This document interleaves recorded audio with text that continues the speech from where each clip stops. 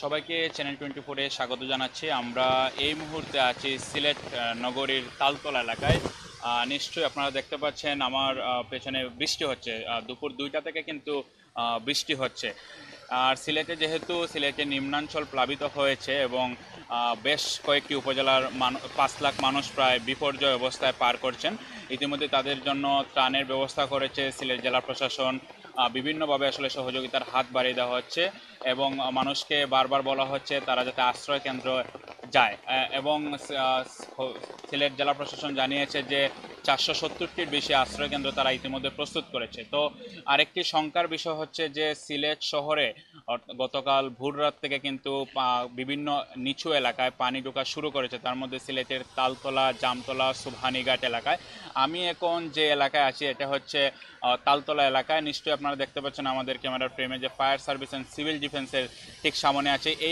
এই এলাকাটা পুরোটি আসলে ডুবন্ত অবস্থা চলে গিয়েছে এবং এই ফায়ার সার্ভিস আঙ্গিনার মধ্যে কিন্তু বৃষ্টির পানি জমেছে এবং গতকাল থেকে কিন্তু নদীর পানির স্রোত দেখা যাচ্ছে এবং বলা হচ্ছে যে খালের পানিগুলো মূলত এই এলাকা দিয়ে ঢুকছে। এবং আমরা এখানে বেশ কয়েকজন যারা বাসিন্দা রয়েছেন, ব্যবসায়ীরা রয়েছেন, তাদের সাথে কথা বলেছি। তারা আমাদেরকে বলেছেন যে যদি বৃষ্টি অব্যাহত থাকে তাহলে ঘরবাড়ির মধ্যে পানি ঢুকে যাবে, কারণ গতকাল বিকাল থেকে কিন্তু সিলেটে বৃষ্টির দেখা মেলেনি। আজকে 2টার দিকে কিছুক্ষণ আগে, অর্থাৎ এই লাইভ শুরু করার 15 মিনিট আগে কিন্তু বৃষ্টি শুরু হয়েছে এবং থেমে থেমে কিন্তু এই বৃষ্টি যদি অব্যাহত থাকে তাহলে নগরীর বিভিন্ন জায়গায় পানি ওঠা শুরু করবে। আমরা দেখেছি যে এই পানির ওঠার কারণে ফায়ার সার্ভিসের কার্যক্রম কিছুটা স্থবির হয়েছে এবং এখানকার যারা দায়িত্বে আছেন তারাও আসলে এক ধরনের অলস সময় কিন্তু পার করছেন। এবং কিছুক্ষণ আগে আমরা তালতলার একটি বাসাবাড়িতে ছিলাম, সেখানে দেখলাম যে তারা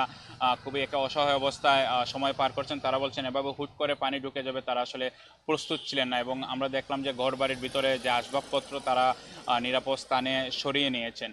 এবং আপনাকে বলি যে বন্যার যদি সিলেট শহরে 2022 সালে কিন্তু বন্যা হয়েছিল, যার কারণে মানুষের মধ্যে কিন্তু অনেক সমস্যা তৈরি হয়েছিল এবং নাগরিকরা আশঙ্কা করছেন যে হারে নিম্নাঞ্চল প্লাবিত হয়েছে, যদি নদীর পানি বেড়ে যায় তাহলে শহরের মধ্যে যদি বন্যা হয়ে যায় তাহলে তারা খুবই বিপদগ্রস্ত অবস্থায় পড়ে যাবেন। তবে আমরা আবহাওয়া অফিসের সাথে কথা বলেছি, তারা বলেছে যে আজকে সামান্য বৃষ্টি হতে পারে।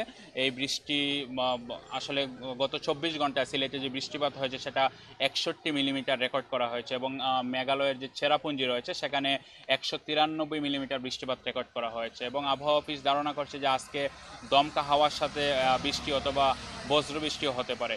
তো আমার কাছে এই ছিল সিলেট থেকে সবশেষ।